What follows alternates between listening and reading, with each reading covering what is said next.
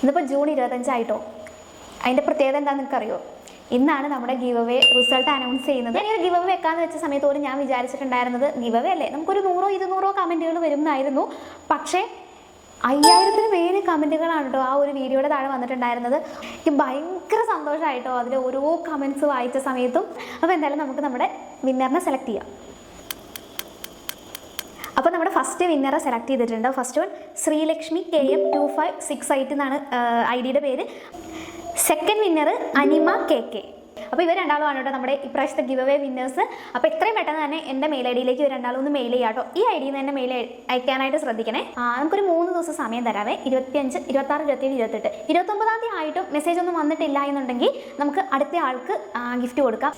അപ്പോൾ ഈ give അവേയിൽ participate ചെയ്തവർക്കൊക്കെ ഒരുപാട് നന്ദിയുണ്ട് കേട്ടോ. അവരാരും വിഷമിക്കേണ്ട, നമുക്ക് ഇടയ്ക്കിടയ്ക്ക് ഇതുപോലെ ഗിവ് അവേസ് വെക്കാം കേട്ടോ. അപ്പോൾ ഇനിയും എല്ലാവരും പാർട്ടിസിപ്പേറ്റ് ചെയ്യുക, സപ്പോർട്ട് ചെയ്യുക.